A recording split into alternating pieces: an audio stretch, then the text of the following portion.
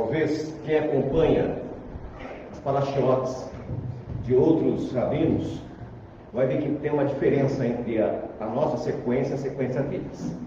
Eles estão iniciando, né, que o ano que eles acompanham é esse, e nós já estamos no meio do caminho, porque nós seguimos a ordem bíblica. E por coincidência, que não é uma coincidência, porque está dentro da cronologia, a nossa paraxá dessa semana, a nossa porção, fala sobre o dia da expiação. O versículo 1 do capítulo 16 diz assim: o Senhor falou com Moisés depois que morreu os 2 filhos de Arão, por haverem se aproximado do Senhor. O Senhor disse a Moisés: diga ao seu irmão Arão que não entre a toda hora no lugar santíssimo, atrás do véu, diante da tampa da arca, para que não morra, pois aparecerei na nuvem acima da terra. Existe ordem, existem regras, inclusive para nos apresentar diante do Senhor. Nós temos que aprender que o universo, que a criação divina, tem regras. Hoje as pessoas fazem as coisas muito, sabe, de qualquer jeito. E não é assim. Então, olha a situação. Arão tinha perdido seus 2 filhos. Não era fácil, não foi fácil. Foram fulminados, por quê? Nós não sabemos qual foi o erro. A Bíblia não relata, então nós não vamos inventar um erro específico. Mas diz: olha, não entre na minha presença a qualquer momento. O que significa isso? Que nós temos que ter critérios, inclusive para orarmos, para falarmos com Deus. Ah, mas Jonas falou na barriga do peixe.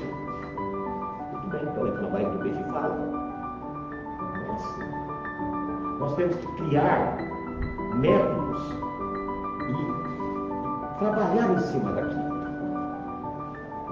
É importante que haja ordem. O mundo está numa desordem total. Por que está esta crise, desta doença que está atacando o mundo? Por uma desobediência civil. Os governos não souberam lidar com a situação. As pessoas não estão sabendo lidar com a situação. Então há necessidade de nós começarmos a obedecer regras. E o Senhor aqui diz: olha, não faça isso.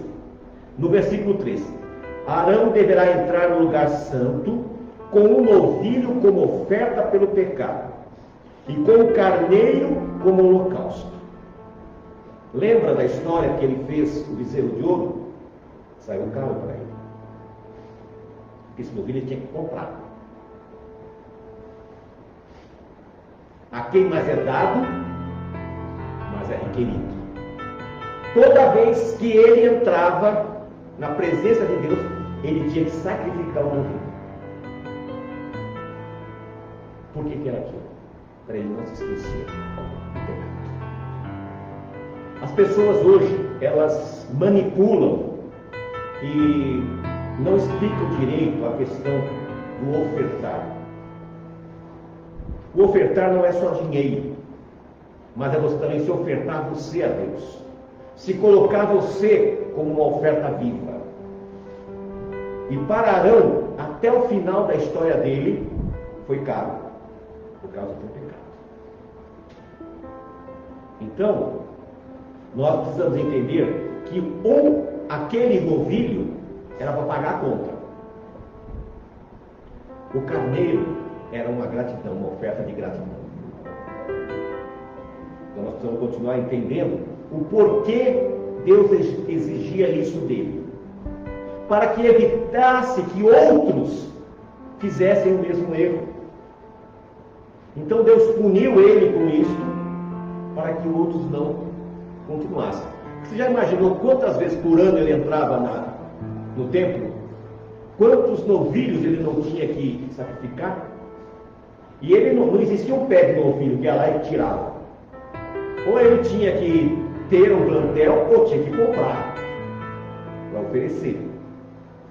Nós sabemos que ele fez aquilo obrigado, porque ele temia perder a vida. Mas ele cometeu um pecado grave. Ele cometeu um pecado grave. Não confiou em Deus. Então ele preferiu ir contra Deus do que perder a vida. Mas Deus iria interceder. E muitas vezes nós acabamos perdendo a nossa vida espiritual por não acreditar em Deus. Ou por estarmos com a nossa mente totalmente contaminada por mentiras e enganos e erros. Eu fiz um vídeo, chama-se "O Covid Matou Deus". Conheço muitos pastores, conheço muitos rabinos, e por incrível que pareça, quem abandonou Deus foi os jovens. As pessoas de meia idade, mais maduras, todas elas estavam querendo voltar a adorar a Deus, a louvar a Deus. Mas os jovens estavam arredios. Então, quando eu vi aquilo, eu falei, o Covid matou a Deus. Para essas pessoas, praticamente Deus morreu para essas pessoas. E muitas pessoas não vão conseguir retornar. Sabe por quê? Eles acostumaram a viver sem Deus. E você sabia que você acostuma a viver sem Deus? Acostuma. A tua vida vai ser um horror, vai ser um vazio total. Porque é a coisa mais gostosa que tem você clamar a Deus. Você poder ter a confiança que você vai dobrar o teu joelho e vai pedir. Agora imagina você viver sem Deus. Sem esperança, sem expectativa, sem saber que poderá vir um socorro bem presente. E continuando na Parashá, nós vemos que ele, no versículo 6, Arão sacrificará um novilho como oferta pelo seu próprio pecado, para fazer propiciação por si mesmo e por sua família. Então Deus insiste para lembrar que ele errou. E Deus está falando isso com a gente. Você tem que perceber, se você errou, você tem que corrigir. E se lembrar, para não errar novamente. E no caso específico, no dia da expiação, era ofertado um novilho, um cabrito, e era separado 2 bodes.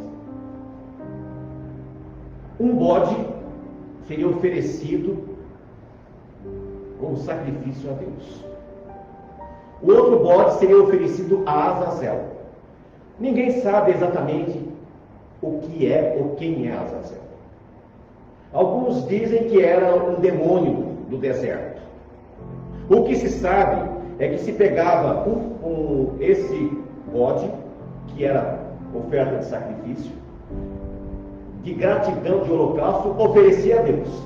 E esse outro bode, o sacerdote colocava a mão na cabeça dele e transferia todo o pecado da nação para aquele bode.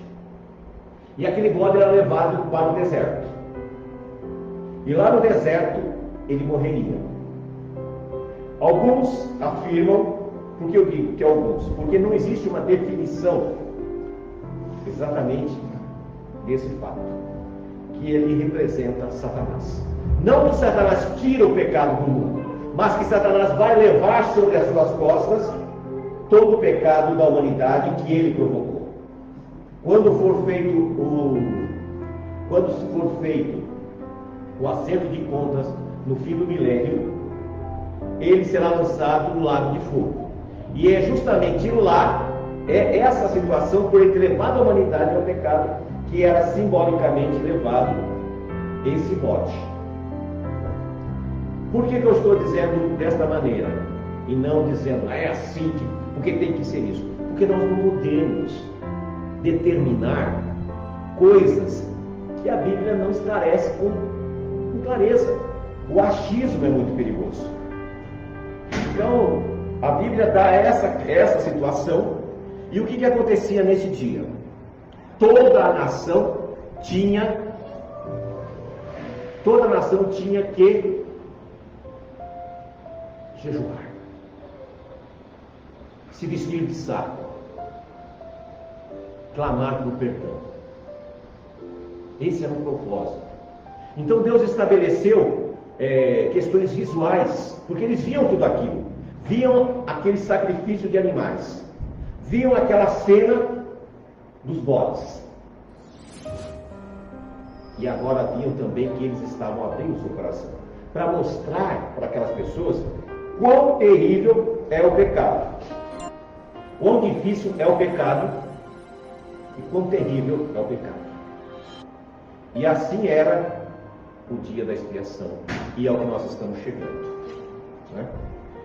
O Yom Kippur é um dos dias mais importantes que nós temos durante o ano. Por quê?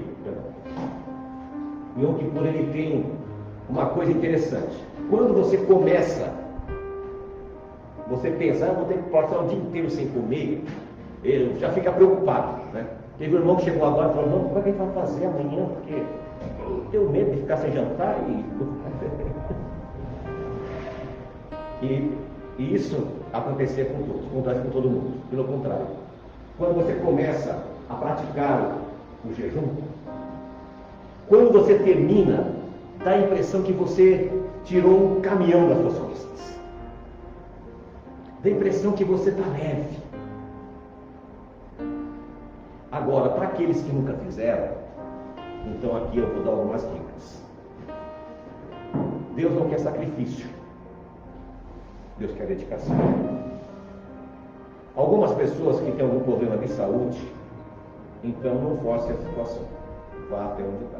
Aquele que não está habituado, faça o máximo para chegar.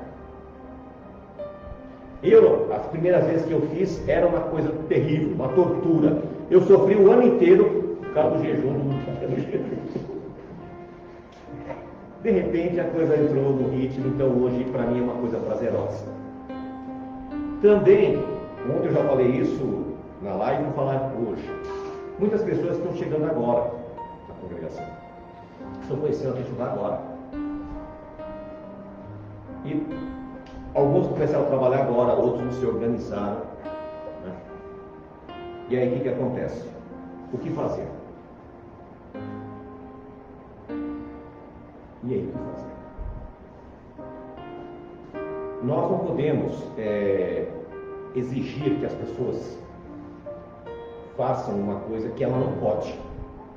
Existem alguns fatores. Agora, se a pessoa pode fazer, por exemplo, a pessoa pode fazer e não faz, ele peca. Em Atos 15, depois vocês leiam, porque hoje eu quero dar um estudo, então não vou ficar lendo, senão a gente não vai dar tempo para dar um estudo, né? Para tabernáculos. Em Atos 15, havia uma grande discórdia entre os apóstolos. Estavam discutindo, porque era um grupo chamado judaizantes, ex-fariseus, que haviam aceitado Yeshua. Eles diziam o seguinte: para fazer parte da nossa congregação, tem que passar por todos os sítios de Moisés. Tem que praticar a circuncisão, tem que fazer isso, fazer aquilo. E muitos estavam chegando. E a pessoa chega pisando em ovos. Ela não está preparada, ela não entendeu. Por exemplo, tem muita gente que está entrando na Techuvá, sem o menor conhecimento, e corre lá e faz a circuncisão. Não é assim as coisas. Gálatas 5 diz assim: aquele que se circuncida é obrigado a cumprir toda a Torá. Porque se ele transgredir, a coisa fica difícil.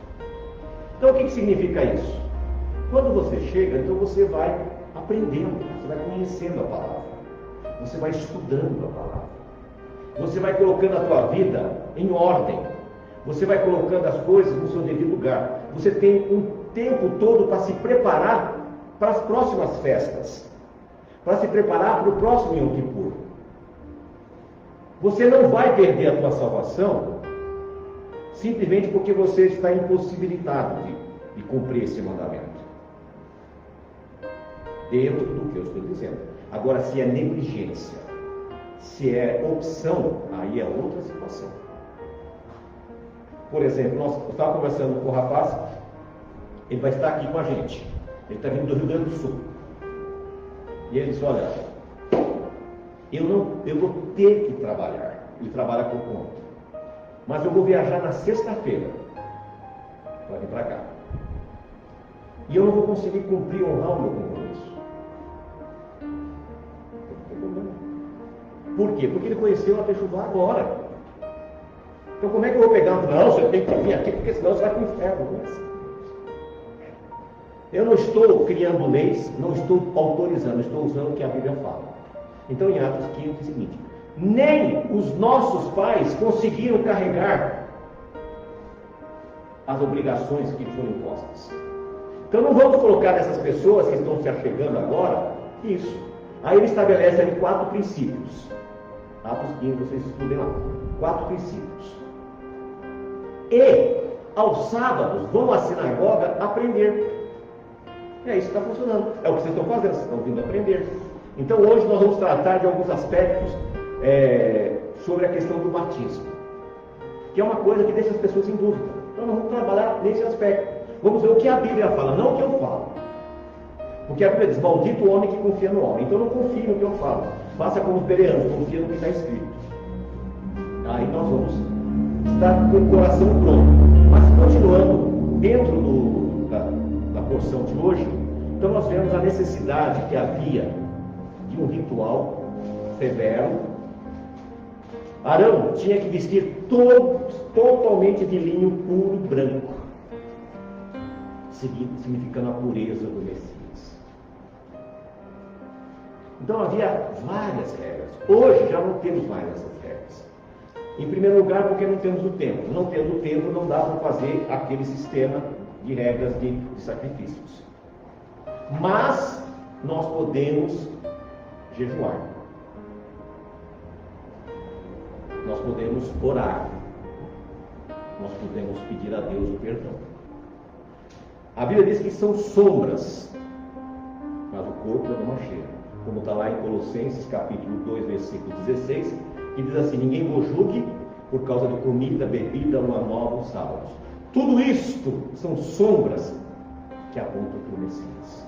Tudo que nós fazemos, por exemplo, ao descansar no sábado, nós estamos no quê? Descansando no Messias. Ele é o nosso descanso. Então tudo gira em torno do Messias, tudo isso. Vamos lá.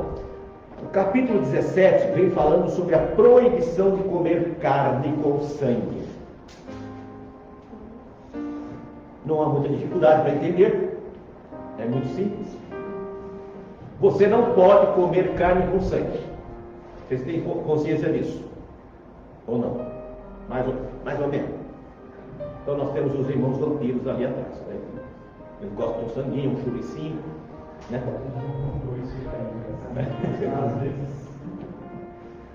Ou seja, no capítulo 17 de Levítico, nos fala que nós não podemos comer o sangue. E o sangue que tirar nós temos que enterrar, porque é no sangue que está a vida. Existe essa proibição. Mas além de ser uma questão espiritual, é uma questão também de saúde. Porque é justamente no sangue que está as doenças. Então quando as pessoas pegam aquela deliciosa picanha boi berrando, sai do sangue, né? Ali pode ter uma série de doenças. Outra coisa, como fazer? Vou comprar comida caixinha, vou comprar nossa caixinha. Você não vai comprar nada, você vai pagar R$50 numa cena. Então é melhor você não mexer com isso. Como é que você faz? Vai ser vegetariano? Não. Então como nós fazemos? Eu compro a carne. Quando eu compro da Swift, tem aquela lojinha da Swift, a deles já é cacherizada porque eles exportam para Israel e para os países árabes. Então ela não tem sangue. Quando você compra no açougue do Zé, que vem 1 quilo de carne, sendo que 800 gramas de sangue, aí o que eu faço? Coloco dentro da água um punhado de sal e deixo lá uns 20 minutos.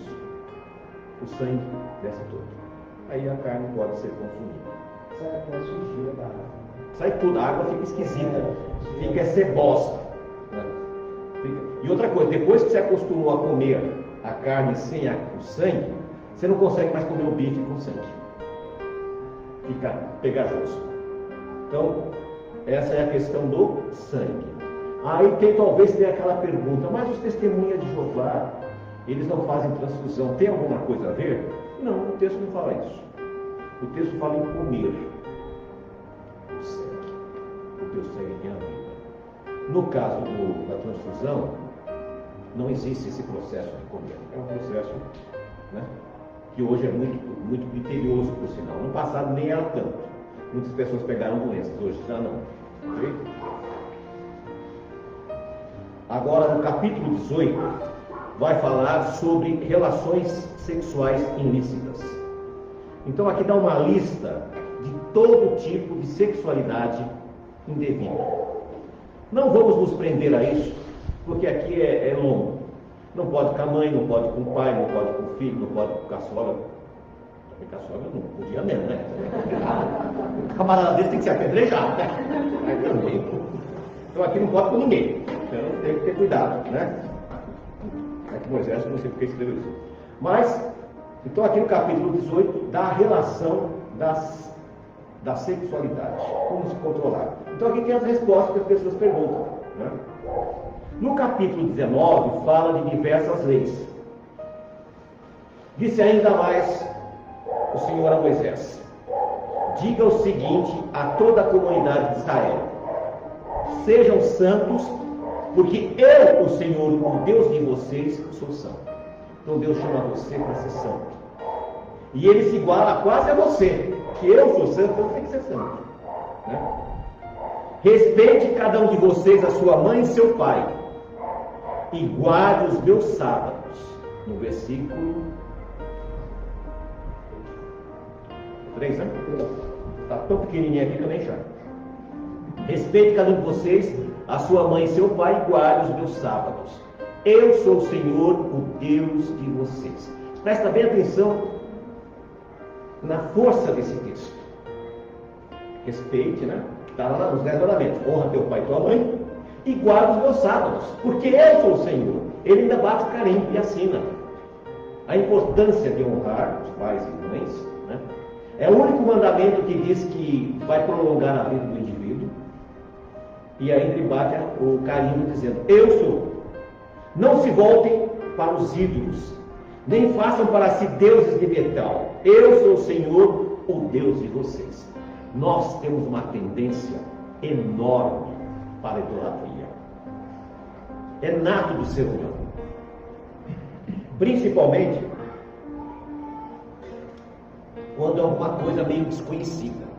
Eu tenho visto pessoas que têm vindo para Techuvá, mas eles ficam tão idólatras. Ai, os nossos sábios, olha, o rabino tal falou tal coisa, como se fosse divino.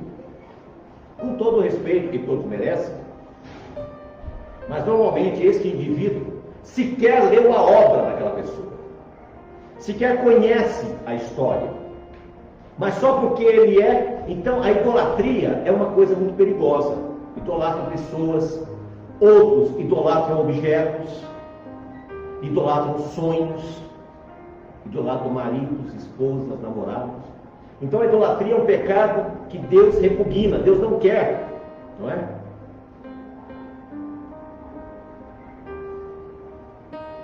Quando vocês oferecerem um sacrifício de comunhão ao Senhor, ofereçam-no de modo que seja aceito em favor de vocês. Ou seja, Ele não está exigindo um sacrifício que tire de você alguma coisa, mas que seja uma coisa que vai te gerar alegria, prazer. O salmista dizia: alegrei-me quando me disseram, vamos à casa do Senhor. Esse espírito nós temos que ter em nós, porque quando você chegou aqui, você não veio ter encontro comigo, você não veio ter encontro com a Luciene, nem com Josias. Nós viemos ter um encontro com o Senhor. Então nós temos que ter essa visão, essa convicção. Quando fizeres a colheita, no versículo 9, quando fizeres a colheita da sua terra, não colham até as extremidades da sua lavoura, nem ajunte as espigas caídas de sua colheita. Lembra da Ruth, da história de Ruth? Deus se preocupou com os mais necessitados. Então, nos campos da propriedade, eles tinham que deixar um pedaço sem colher. Se caísse do carro, não podiam pegar, para que o órfão, a viúva, o necessitado, pudesse ter. Hoje, nós não somos uma terra agrícola, mas a congregação ela tem uma obrigação. Então, as entradas que entram aqui é para ajudar o órfão, a viúva, o necessitado. Pessoas que precisam. Então, aqueles pequenos recursos que a gente acaba tendo, eu coloquei, esses tempos aí, eu comprei algumas cestas básicas, eu sabia de alguns vizinhos aqui que estavam desempregados, sem trabalho, e entreguei para eles, levei a cesta básica. É a nossa obrigação ajudar o necessitado. Você não precisa que a pessoa venha te pedir. Eu sabia. Compreende? Então, Deus instituiu esse mandamento justamente para isso. Para que a gente aprenda a ser pessoas boas, a cuidar das pessoas. Não é? Não furtem, não mintam, não enganem uns aos outros, não jurem falsamente pelo meu nome, profanando assim o nome do seu Deus. Eu sou o Senhor. Não oprima, nem roube o seu próximo. Não retenha até amanhã, no dia seguinte, o pagamento de um diarista. Olha aqui, até nisso Deus se preocupou. O pagamento cai no sábado. Aí na sexta-feira, você, em vez de pagar, você vai pagar só na segunda. Não faça isso não. Pague. Deus se preocupava com o necessitado, Deus se preocupa com o mais fraco.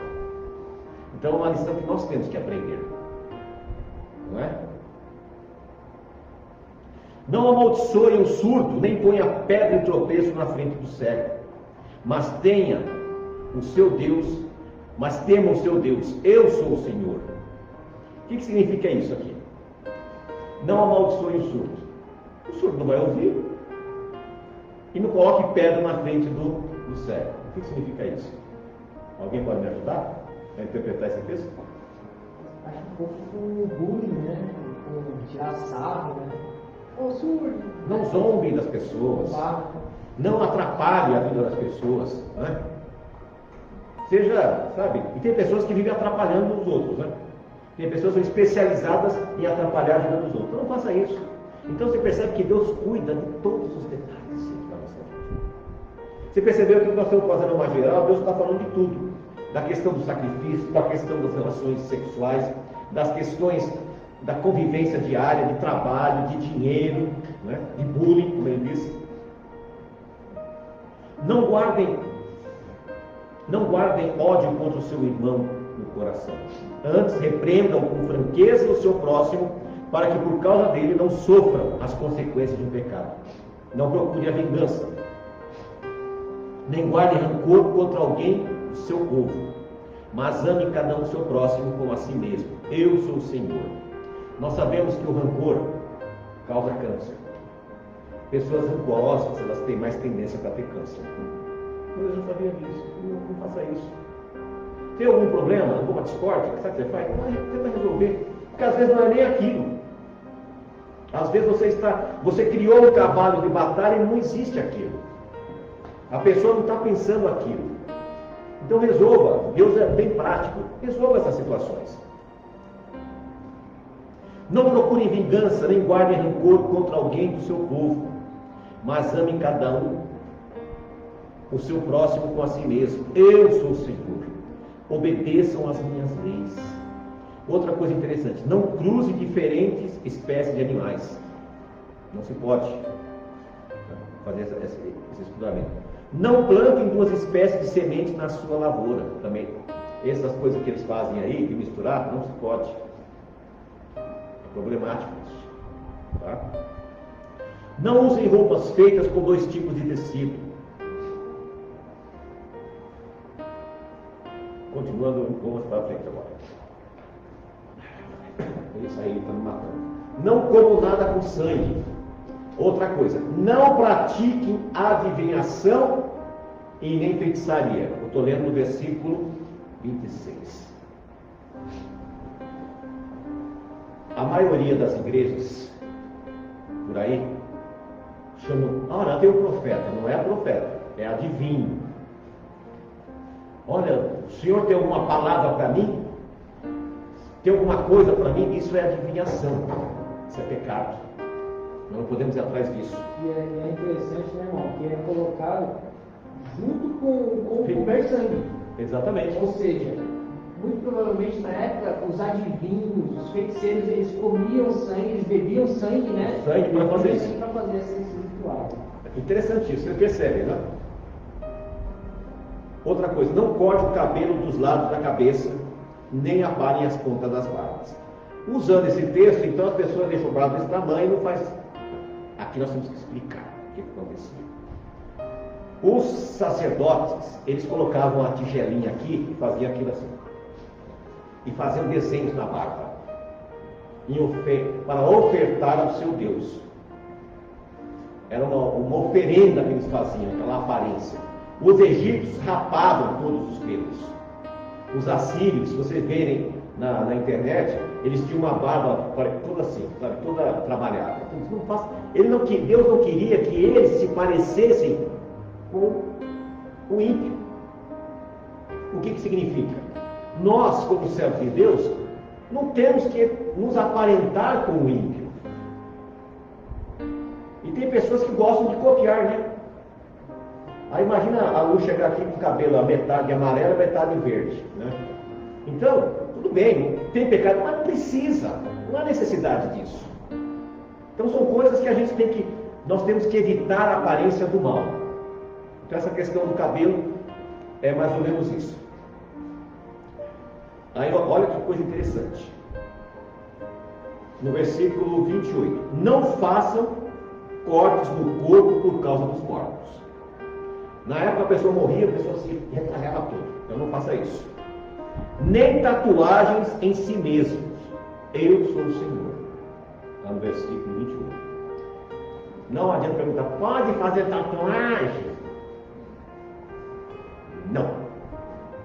E a que tem? Pega um ferro quente e coloca. Pronto, está resolvido o problema.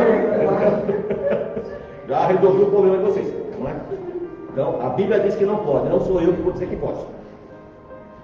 Ninguém desonre sua filha.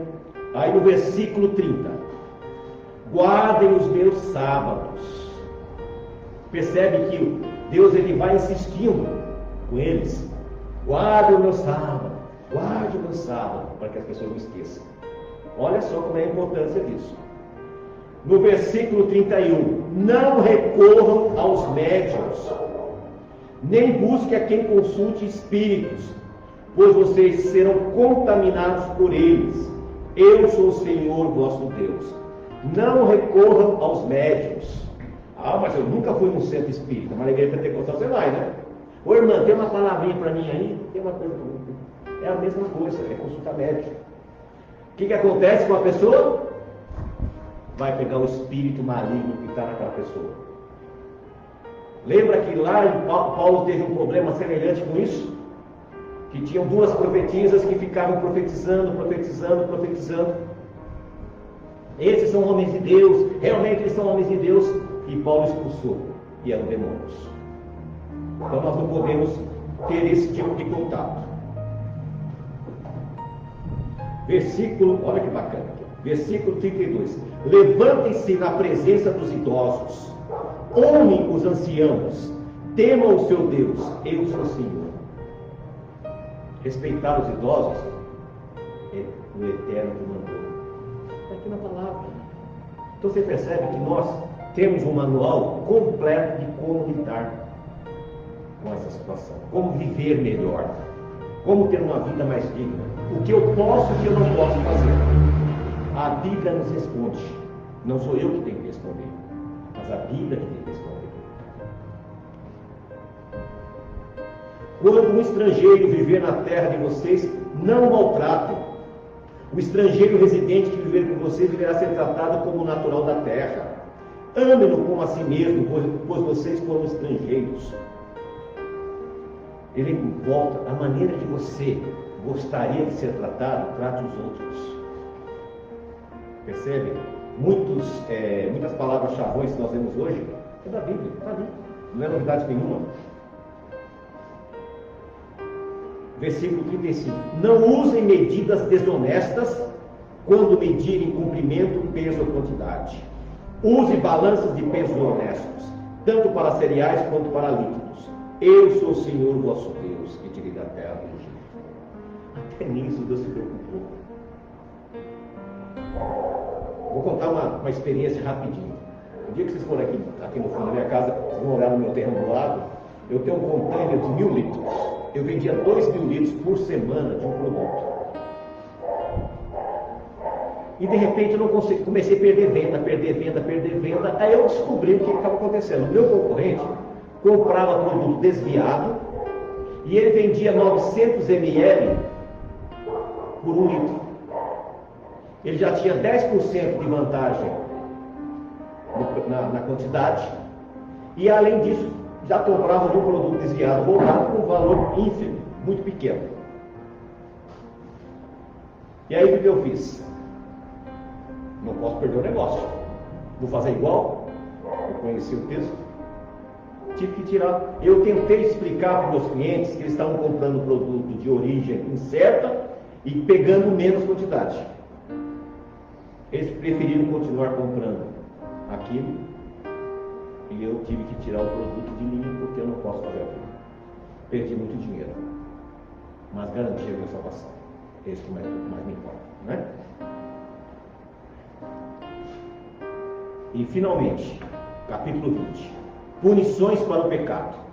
Disse o Senhor a Moisés: diga aos israelitas, qualquer israelita ou estrangeiro residente em Israel que entregar um dos seus filhos a Moloque, terá que ser executado. Não chame seus filhos de Moleque. Moleque era esse Deus, que é o Moloque. Então aqui nesse capítulo vem falando isso. E como é que eu faço entregar o meu filho a Moloque? Quantos Moloques tem por aí? A internet está cheia, viu? Está assim desse Deus Moloque, enganando nossos filhos. Um monte de bobagem, um monte de heresias. Então cuidado. Ore a Deus para nos livrar os nossos filhos desses Moloques da vida, não é? No versículo 7. Consagrem-se, porém, e sejam santos, porque eu, Senhor, o Deus de vocês, obedeçam aos meus decretos e pratiquem-os. Eu sou o Senhor que os santifica. Se alguém amaldiçoar seu pai e sua mãe, terá que ser executado. Por ter amaldiçoado seu pai ou a sua mãe, merece a morte. Sério isso, né? E hoje as pessoas, os filhos estão batendo na cara dos pais. E a Bíblia diz que esse indivíduo merece o quê? A morte. Então você percebe que Deus tem uma preocupação muito grande com alguns mandamentos especiais. Entre eles é honrar o pai e mãe e o sábado. Vocês perceberam quantas vezes eu falei do sábado aqui? Quantas vezes eu falei do pai? De anciões, de mais velhos? Né? Versículo 10. Se um homem cometer adultério com a mulher de um outro homem, com a mulher do seu próximo, tanto o adúltero quanto a adúltera terão que ser executados.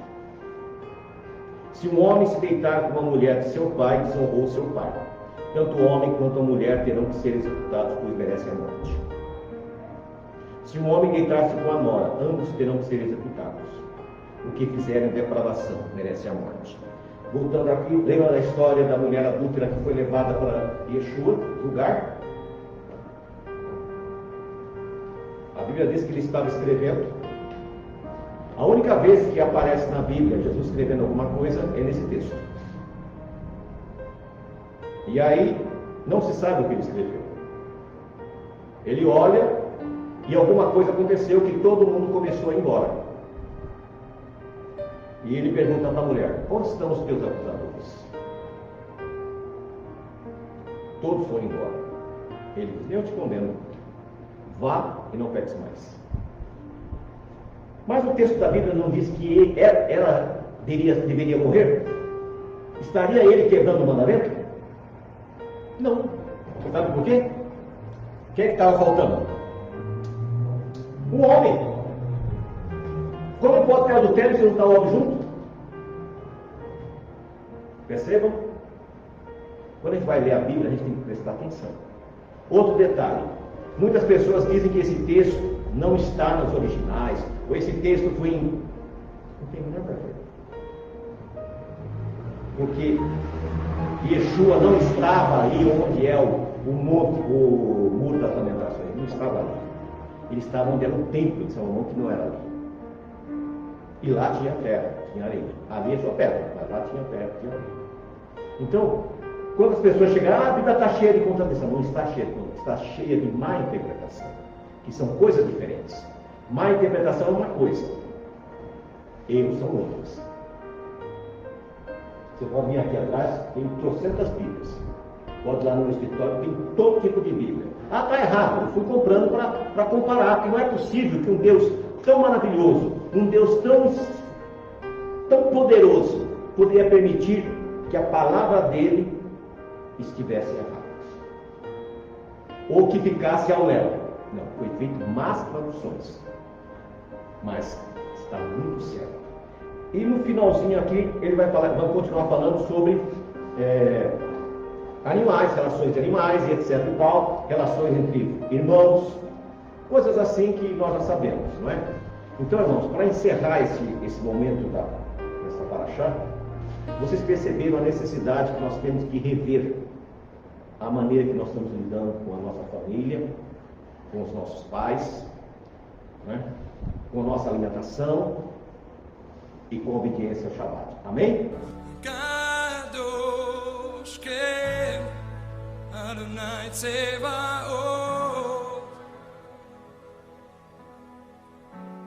Kadosh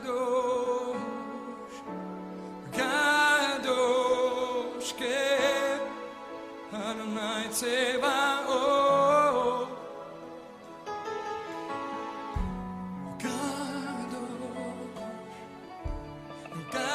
Kadosh Kem Adonai Tzevaot